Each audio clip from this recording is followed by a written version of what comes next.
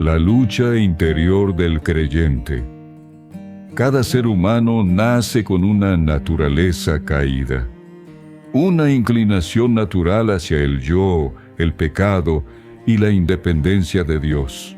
Sin embargo, cuando nacemos de nuevo en Cristo, recibimos una nueva vida, una nueva naturaleza, la del Espíritu.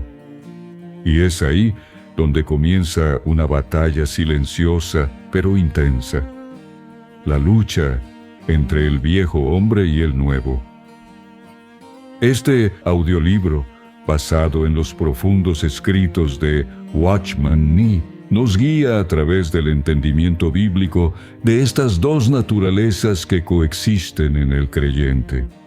No es solo conocimiento, es vida espiritual revelada. A lo largo de este viaje descubrirás la verdadera condición del hombre caído, el poder transformador de la cruz, la victoria posible por medio del Espíritu, y cómo vivir la vida cristiana desde la nueva naturaleza. Prepárate para ser confrontado, animado y transformado, porque entender estas dos naturalezas no es solo doctrina, es la llave para vivir en libertad y plenitud. Comenzamos. Que la gracia te acompañe. La lucha interior del creyente. El siguiente artículo apareció primero en el tomo 1, número 5 de la revista El Cristiano, en marzo de 1926. Un gran número de personas que han creído en el Señor Jesús, aceptándolo como su Salvador, han descubierto una nueva experiencia poco después de haber creído en Él. Parecen tener dos naturalezas en su corazón. Estas dos naturalezas son incompatibles una con la otra. Una es maligna y la otra es buena. Algunas veces, cuando la naturaleza buena domina, la persona se vuelve muy amorosa, paciente, bondadosa y dócil. Pero otras veces, cuando prevalece la naturaleza maligna, tal persona se vuelve celosa, malhumorada, perversa y obstinada. Los creyentes que pasan por tal experiencia sufren constantes altibajos en su vida diaria. Algunas veces, tal parece que su condición espiritual se encuentra en la cumbre de la montaña, pero otras veces parecen estar sumidos en un valle profundo. Esta clase de vida espiritual también es semejante a las olas del mar, algunas veces altas y otras veces bajas.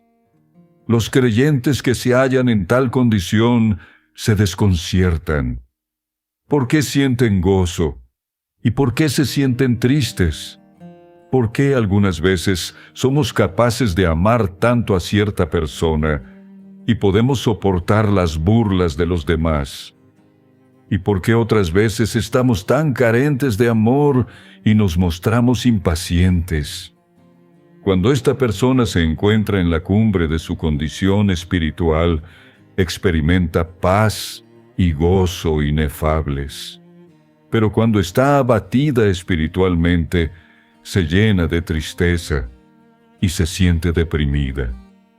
Antes de haber creído en el Señor, aquella persona era bastante insensible, incluso cuando pecaba. Pero ahora es muy distinta.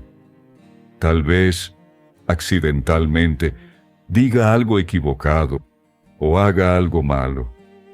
Anteriormente, consideraba estas cosas como triviales y no le molestaba su conciencia. Pero ahora se condena a sí misma y se halla sumida en un intenso sentimiento de culpa. Aunque nadie la condena, esta persona se reprocha a sí misma por haber hecho tales cosas. Tal sentimiento de culpa es abrumador. Hace que el creyente se sienta avergonzado, culpable y bajo condenación. Solo después de comprobar que el Señor ha perdonado completamente sus pecados y después de recuperar su gozo espiritual, este creyente puede sentirse contento. Sin embargo, esta clase de felicidad no le dura mucho.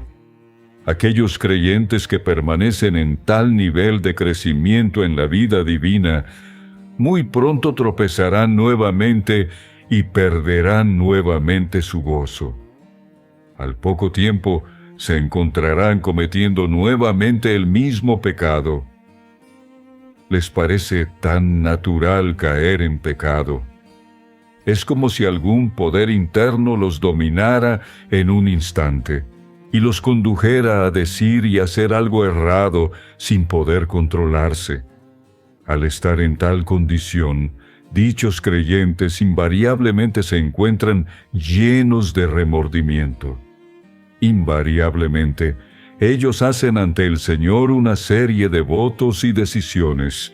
Se imponen a sí mismos una serie de normas, con la esperanza de no cometer nuevamente el mismo error. A la vez, ruegan ser limpiados nuevamente con la sangre del Señor y procuran que el Señor los llene nuevamente del Espíritu Santo. Después de esto, parecen sentirse bastante satisfechos y creen haber dejado atrás su último pecado. Piensan que de ahora en adelante se encuentran camino a la santidad.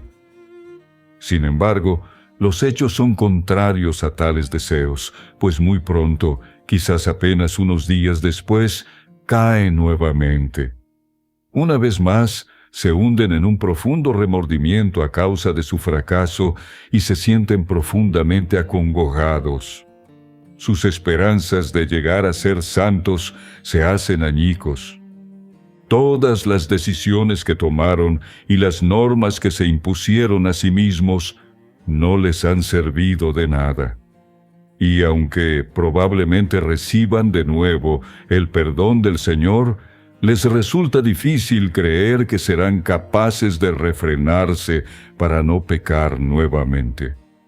Aunque todavía oran, rogando al Señor que los guarde, abrigan muchas dudas en su corazón y comienzan a preguntarse si verdaderamente el Señor puede guardarlos de volver a pecar.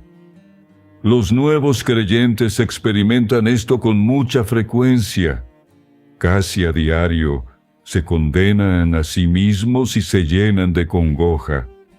A veces se condenan a sí mismos varias veces al día, incluso docenas de veces diariamente. Tal vida en la que se encuentran vagando en el desierto hace que lleguen a dudar hasta de haber sido regenerados. Pues, ¿acaso no dicen las Escrituras: todo aquel que es nacido de Dios no practica el pecado? Primera de Juan 3:9. Así que llegan a pensar que si pecan todo el tiempo, probablemente quiere decir que todavía no han sido regenerados. La desilusión y el desaliento que sienten en tales ocasiones son tan profundos que incluso con lágrimas no pueden ser expresados. Puesto que estos creyentes han experimentado muchos fracasos, se proponen permanecer alertas y resuelven combatir hasta el final en contra del pecado que mora en ellos. Constantemente se recuerdan a sí mismos que deben permanecer en guardia por si sus antiguas debilidades los atacaran nuevamente. Procuran mejorar en aquellas áreas en las que antes han fracasado constantemente. Han resuelto despojarse del pecado que tan fácilmente nos enreda. Hebreos 12:1. Por supuesto, esto les ayuda mucho en cuanto a su conducta externa. Sin embargo, el pecado que mora en ellos sigue tan activo como antes. No han logrado sofocar su energía. A la postre, dichos creyentes fracasan nuevamente. Consideremos el caso de alguien que procura dominar su mal genio. Después que un creyente se da cuenta de que su pecado recurrente consiste en que fácilmente da rienda suelta a su enojo, procurará estar alerta y controlarse en todo momento. Quizás esto le dé resultado cuando se trata de pequeños inconvenientes.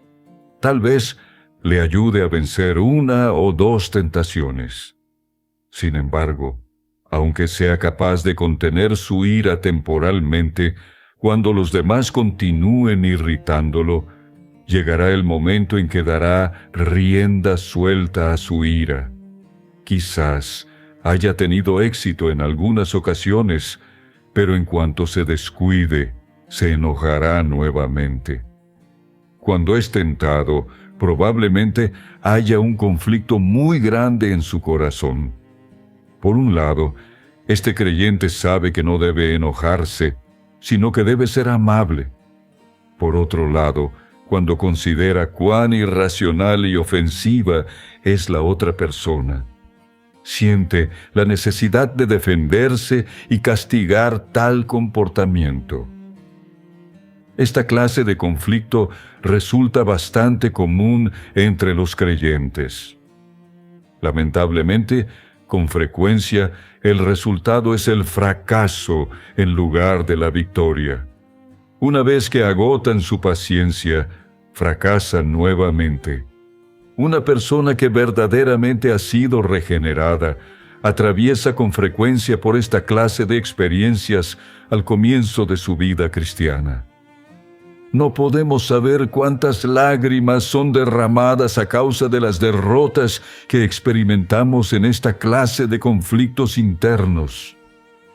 Amados hermanos, ¿han sufrido ustedes las experiencias que acabamos de describir? ¿Quieren conocer el motivo de todas ellas? ¿Desean superarlas? Quiera el Señor bendecir nuestra plática el día de hoy, a fin de que aprendamos a crecer en su gracia. Antes de hablar de nuestra condición actual, necesitamos primero comprender qué clase de persona éramos antes de creer en el Señor.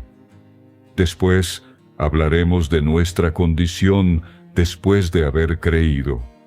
Sabemos que somos personas compuestas de tres partes: el espíritu, el alma y el cuerpo. El espíritu es el órgano con el cual tenemos comunión con Dios. Los animales no tienen espíritu y por tanto no pueden adorar a Dios. El alma es el asiento de nuestra personalidad, nuestra voluntad, mente y parte emotiva. Son funciones que corresponden a nuestra alma. Y el cuerpo es nuestro caparazón exterior.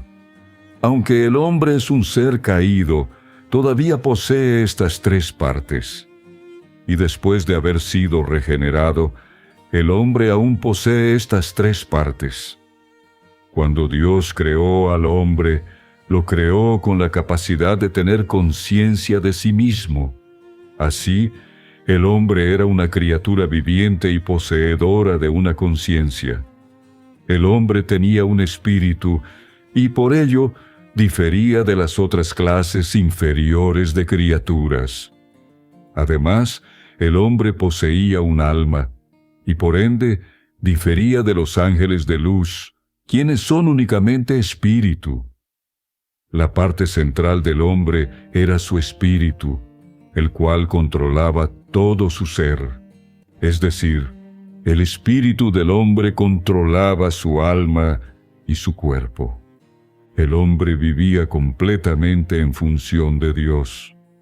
Las emociones de su alma y las exigencias de su cuerpo estaban todas gobernadas por su espíritu y tenían como único propósito glorificar a Dios y adorarlo. Pero he aquí que el hombre cayó. Esta caída no eliminó ninguno de los tres elementos de los cuales estaba compuesto el hombre. Sin embargo, el orden de estos tres componentes fue alterado, La condición del hombre cuando aún estaba en el huerto del Edén nos muestra claramente que la humanidad se había rebelado contra Dios. Su amor por Dios había cesado y el hombre se había declarado independiente de Dios. Génesis 3:6 dice: «Y vio la mujer que el árbol era bueno para comer». Esto alude a los apetitos del cuerpo, los cuales surgen primero, y que era agradable a los ojos y árbol codiciable. Esto alude al afecto que surge de nuestra parte emotiva en el alma, el cual surge después que los deseos del cuerpo se han manifestado para alcanzar la sabiduría. Tal era la insinuación hecha por Satanás. Y seréis como Dios, sabiendo. Génesis 3:5. Se trataba, por tanto, del espíritu que rechazaba a Dios y del hombre que procuraba satisfacer los apetitos del alma y del cuerpo. Esto es lo que ocurre finalmente. Así, el hombre cayó, y su espíritu, su alma y su cuerpo se vieron afectados. Entonces, el espíritu quedó sujeto al alma, y el alma fue dominada por sus muchas tendencias. El cuerpo, a su vez, desarrolló muchos deseos y apetitos anormales, con los cuales seducía al alma. Originalmente, el espíritu era quien dirigía al hombre, pero ahora era el cuerpo el que lo dirigía a fin de satisfacer sus concupiscencias. En la Biblia, a estos apetitos del cuerpo se les llama la carne. A partir de ese momento, el hombre llegó a ser carne. Génesis 6:3. Esta carne constituye ahora la naturaleza propia del hombre que ha pecado.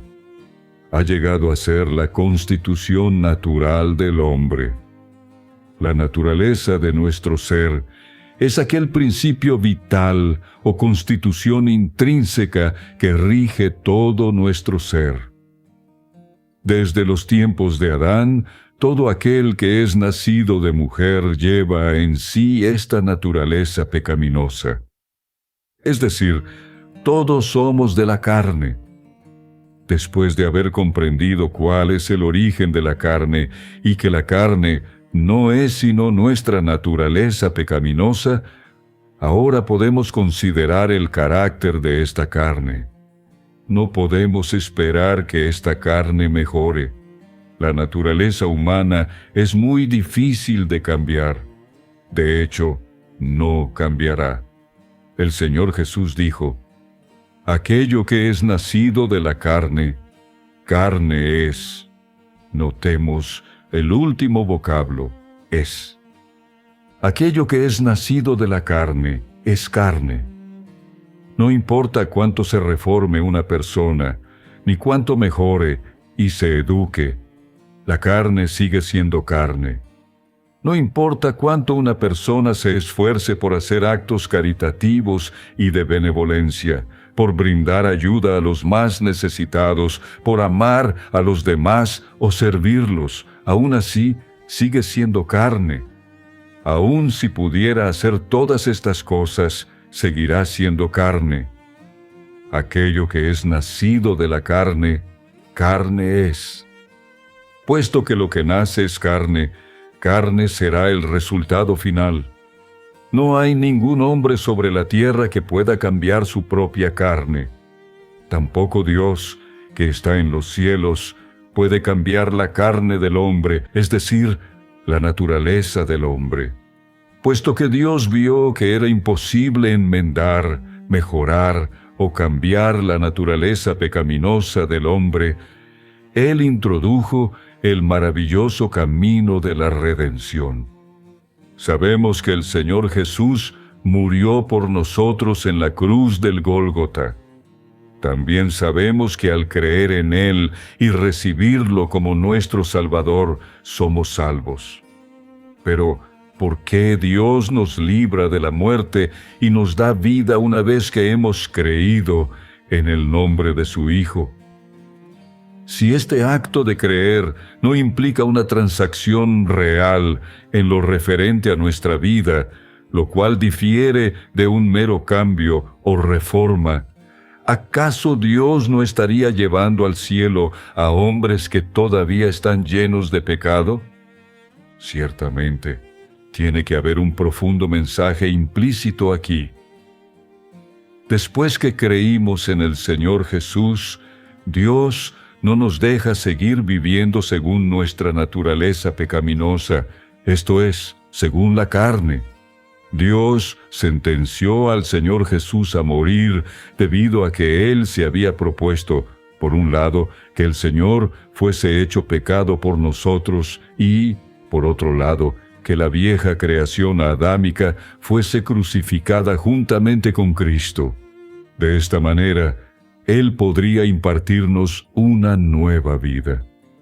Cuando creímos en el Señor Jesús como nuestro Salvador, Dios nos dio esta nueva vida, la cual trae consigo una nueva naturaleza, por medio de las cuales Él nos ha concedido preciosas y grandísimas promesas, para que por ellas llegaseis a ser participantes de la naturaleza divina, habiendo escapado de la corrupción que hay en el mundo a causa de la concupiscencia. Segunda de Pedro 1:4.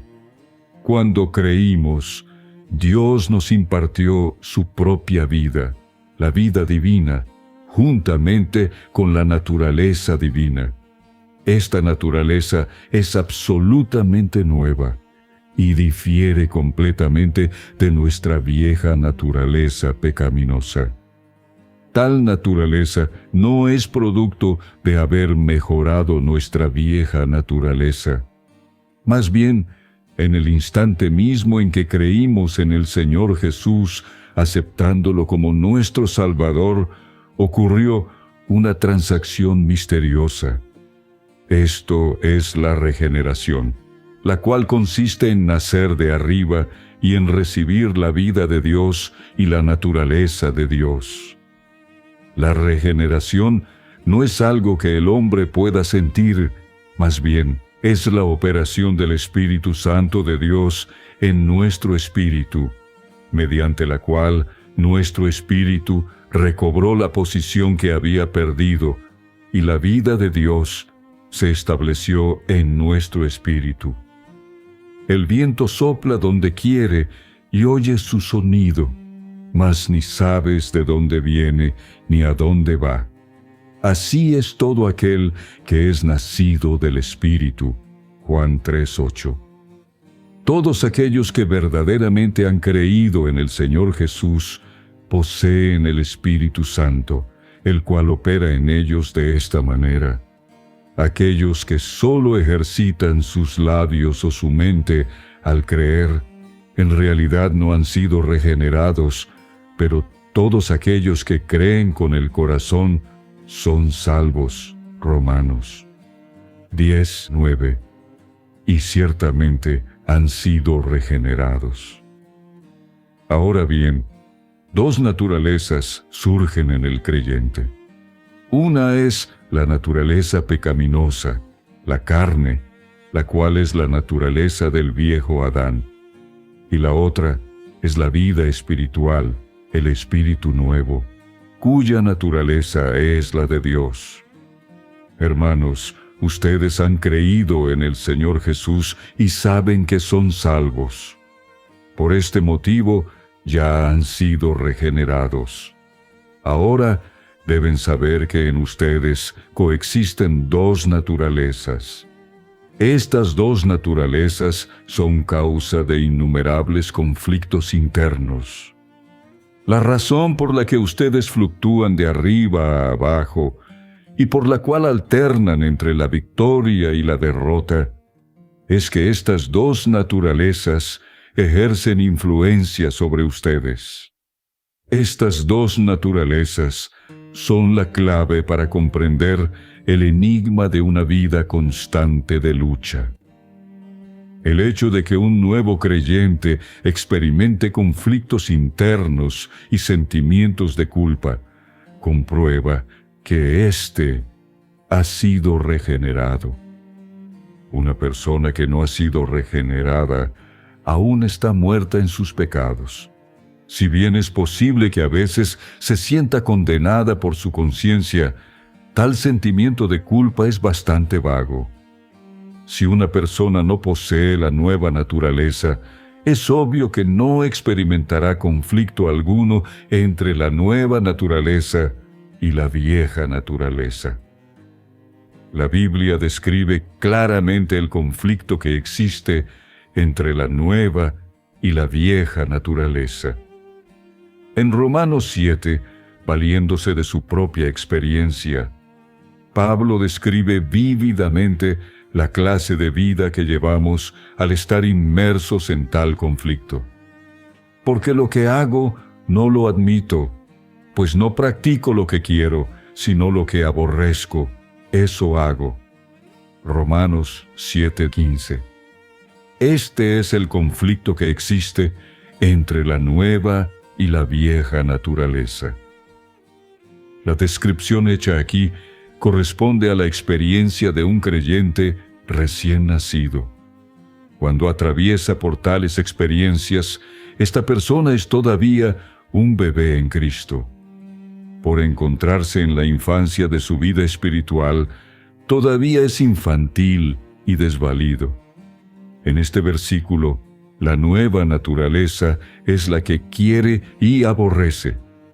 Si bien la nueva naturaleza quiere hacer la voluntad de Dios y aborrece el pecado, la vieja naturaleza es demasiado fuerte. Esto, junto a lo débil que pueda ser la voluntad de una determinada persona, lo impulsa a pecar. Sin embargo, la nueva naturaleza no peca. De manera que ya no soy yo quien obra aquello, sino el pecado que mora en mí. Romanos 7:17. El primer sujeto es el yo, el cual corresponde a la persona que posee la nueva naturaleza. Aquí, el pecado es otro nombre dado a la vieja naturaleza. Por tanto, este versículo significa que quien peca no es el nuevo yo, sino la naturaleza pecaminosa. Por supuesto, esto no exime de responsabilidad al hombre. A continuación, Pablo describe las contradicciones que existen entre la nueva naturaleza y la vieja naturaleza, esto es, la contradicción que existe entre la naturaleza pecaminosa y la vida espiritual.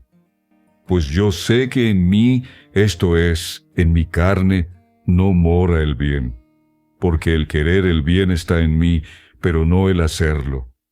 Porque no hago el bien que quiero, sino el mal que no quiero, eso practico. Así que yo, queriendo hacer el bien, hallo esta ley, que el mal está conmigo. Porque según el hombre interior, me deleito en la ley de Dios. Pero veo otra ley en mis miembros, que está en guerra contra la ley de mi mente, y que me lleva cautivo a la ley del pecado que está en mis miembros. Romanos 7:18 al 23. Esta es la experiencia común de todos los creyentes. Deseamos hacer el bien, pero somos incapaces de hacerlo. Así como también deseamos oponernos a lo malo, no obstante, somos incapaces de resistirlo. Cuando la tentación viene, cierto poder, una ley, anula nuestro anhelo de santidad.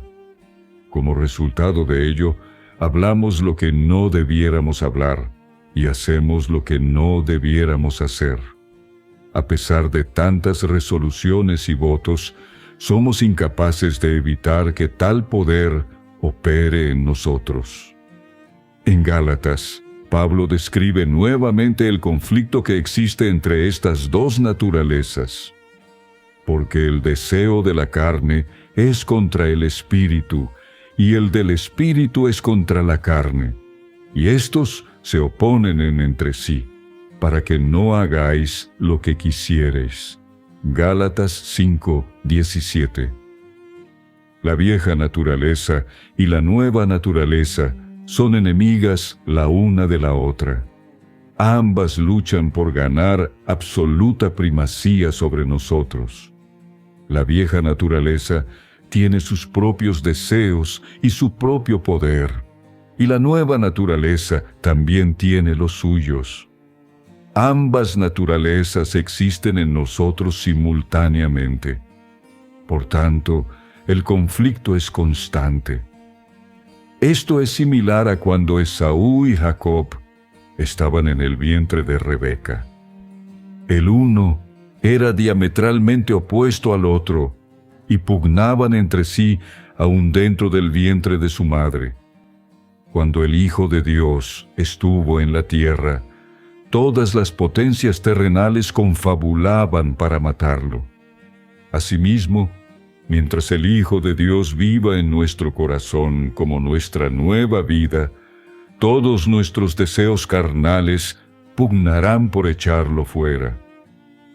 Antes de continuar, es necesario que primero entendamos las características que ambas naturalezas poseen.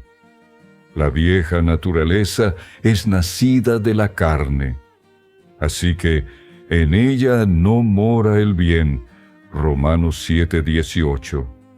Por su parte, la nueva naturaleza procede de Dios y por tanto no puede pecar. Primera de Juan 3:9. La nueva naturaleza y la vieja naturaleza difieren por completo. No solo proceden de dos fuentes distintas, sino que difieren incluso en cuanto a su función. Sin embargo, ambas coexisten en el creyente. La vieja naturaleza es la carne, y los que están en la carne no pueden agradar a Dios. Romanos 8:8. La nueva naturaleza es el espíritu nuevo. Dios es espíritu, y los que le adoran en espíritu y con veracidad es necesario que adoren. Si no tuviéramos que compararla con la nueva naturaleza en términos humanos, la vieja naturaleza no nos parecería tan mala, pese a sus tendencias a ser indulgente consigo misma y a la concupiscencia. Sin embargo, cuando una persona ha sido regenerada, junto con la nueva vida, recibe una nueva naturaleza. Al comparar la nueva naturaleza con la vieja naturaleza, las verdaderas características de la vieja naturaleza son puestas en evidencia. En contraste con la nueva naturaleza, resulta evidente que la vieja naturaleza es maligna, mundana e incluso demoníaca. La nueva naturaleza, por su parte, es santa, celestial y divina. Con el paso del tiempo, la vieja naturaleza se ha mezclado profundamente con nuestra persona misma. Por eso, se requiere de un tiempo bastante prolongado para que, en nuestra experiencia, esta vieja naturaleza sea anulada. La nueva naturaleza recién ha nacido en nosotros y, debido a que la carne y la naturaleza pecaminosa han llegado a ser tan fuertes en nuestro ser, tanto el crecimiento de la nueva naturaleza como el desarrollo de sus funciones se hallan reprimidos. Por supuesto, hablamos únicamente desde la perspectiva humana.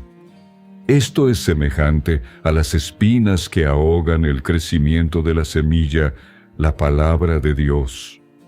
Debido a que ambas naturalezas se oponen entre sí, cuando viene la tentación, experimentamos conflictos feroces. Puesto que la vieja naturaleza se ha hecho tan fuerte y la nueva naturaleza todavía es débil, frecuentemente terminamos haciendo aquello que no deseamos hacer y no somos capaces de hacer aquello que quisiéramos.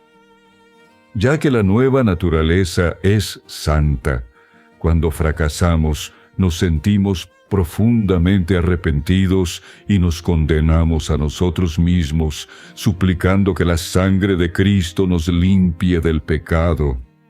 Hermanos, ahora pueden comprender por qué experimentan conflictos internos. Tal clase de conflictos demuestra con absoluta certeza que ustedes han sido regenerados. Ahora, la pregunta más crucial es, ¿cómo podemos obtener la victoria? En otras palabras, ¿cómo podemos rechazar el poder que ejerce sobre nosotros la vieja naturaleza, así como la operación que ésta realiza en nosotros? Además, ¿cómo podemos andar según las aspiraciones de la nueva naturaleza a fin de agradar a Dios? Leamos los siguientes 3 versículos. Pero los que son de Cristo Jesús han crucificado la carne con sus pasiones y concupiscencias. Gálatas 5:24. Si vivimos por el Espíritu, andemos también por el Espíritu. Digo pues, andad por el Espíritu, y así jamás satisfaréis los deseos de la carne. Gálatas 5:25 y 16. Estos 3 versículos nos muestran 2 maneras de vencer la carne, o sea, la naturaleza pecaminosa, la vieja naturaleza, la naturaleza adámica. De hecho, ambas maneras no son sino 2 aspectos o fases de un mismo método. La cruz y el Espíritu Santo conforman la única manera en la que podemos vencer la naturaleza pecaminosa. Aparte de este único camino, cualquier resolución humana, voto o determinación está destinado al fracaso. Hemos visto que todos nuestros fracasos son causados por la tenacidad de la naturaleza pecaminosa. Llegamos a caer muy bajo debido a tal naturaleza. Por tanto, si vencemos o no, dependerá de si somos capaces de enfrentarnos a nuestra naturaleza pecaminosa, la cual es nuestra carne. Damos gracias a Dios porque, aunque somos tan débiles, Él ha preparado la manera para que venzamos. En la cruz, Dios preparó el camino para nosotros. Cuando el Señor Jesús fue crucificado, Él no solo murió por nosotros, sino que además Él crucificó nuestra carne juntamente con Él en la cruz. Por tanto, la carne de todos los que pertenecemos a Cristo Jesús y que hemos sido regenerados ha sido crucificada. Cuando Él murió en la cruz, nuestra carne también fue crucificada. La muerte del Señor Jesús fue una muerte que incluyó 2 aspectos: una muerte vicaria y una muerte con la cual podemos identificarnos y a la cual podemos estar unidos. Ambos aspectos fueron plenamente realizados en la cruz. Anteriormente creímos en su muerte vicaria y fuimos regenerados. Y ahora, de la misma manera, creemos que nuestra carne ha sido crucificada juntamente con Él. Así somos llevados a experimentar la muerte de nuestra carne. Sabemos que la carne nunca dejará de ser carne. Por eso, Dios nos dio una nueva vida y una nueva naturaleza. Pero entonces, ¿qué haremos con nuestra carne? Puesto que Dios la consideró sin esperanza y sin posibilidad alguna, Él determinó darle fin, es decir, la hizo morir. No hay otra opción que la de hacer morir la carne. Por tanto, los que son de Cristo Jesús han crucificado la carne con sus pasiones y concupiscencias. Esto es hacer morir la carne. Y esto es lo que logró el Señor Jesús. Él ya lo ha logrado.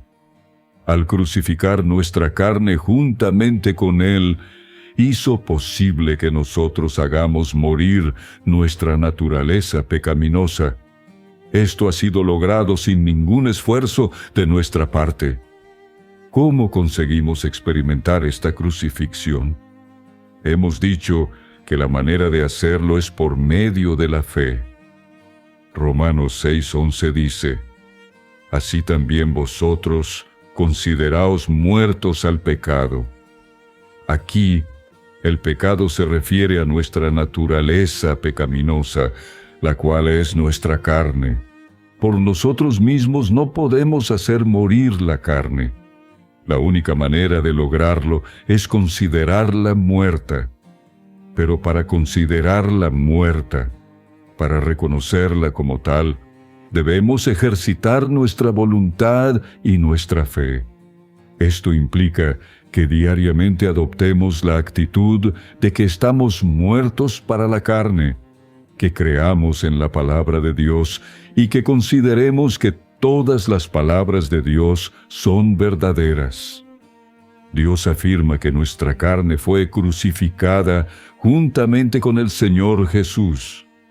Por tanto, yo creo firmemente que mi carne ha sido verdaderamente crucificada. Por una parte, tenemos fe en que estamos muertos. Por otra, adoptamos la actitud de que verdaderamente ya estamos muertos.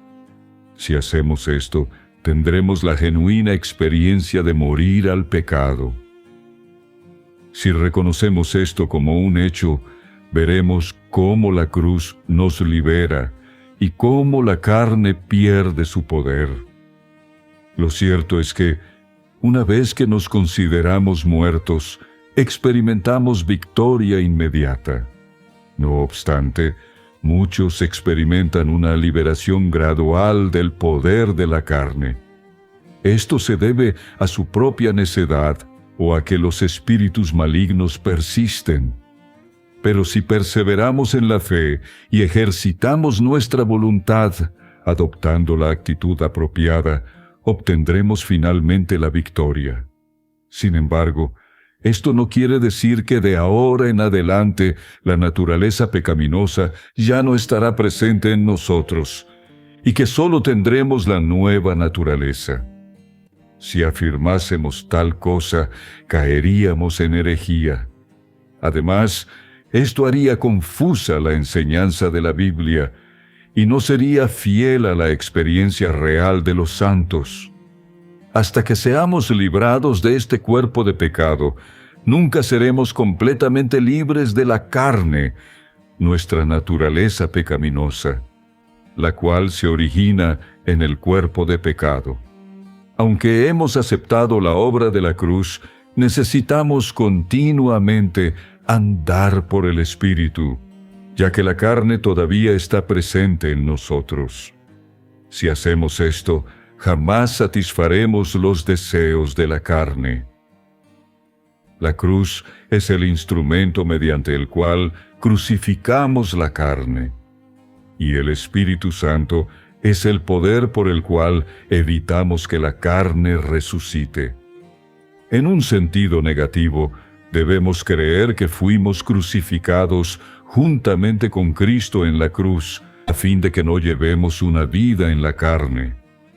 Y en un sentido positivo, debemos andar conforme al Espíritu, a fin de que la carne no sea despertada. Muchos creyentes experimentan la resurrección de su carne debido a que no ponen esto en práctica. Cada vez que no andamos conforme al Espíritu Santo, le estamos dando la oportunidad a la carne de regir sobre nosotros.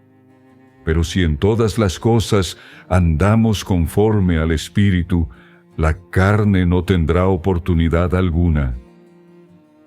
Una persona puede leer en la Biblia acerca de la manera de vencer la carne, la naturaleza pecaminosa, y puede escuchar a otros hablar acerca de ello.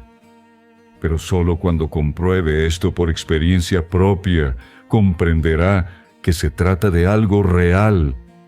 Con frecuencia he dicho que es posible experimentar esto en el mismo momento en que creemos en el Señor.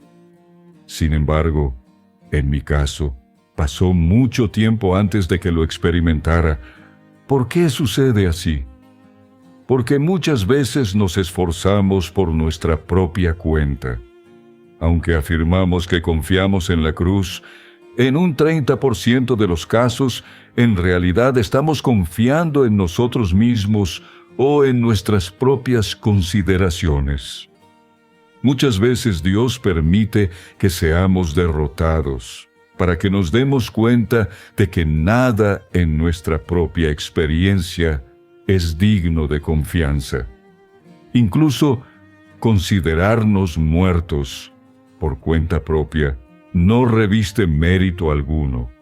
Por eso afirmamos que, en cuanto reconocemos nuestra verdadera condición por fe, experimentamos la victoria.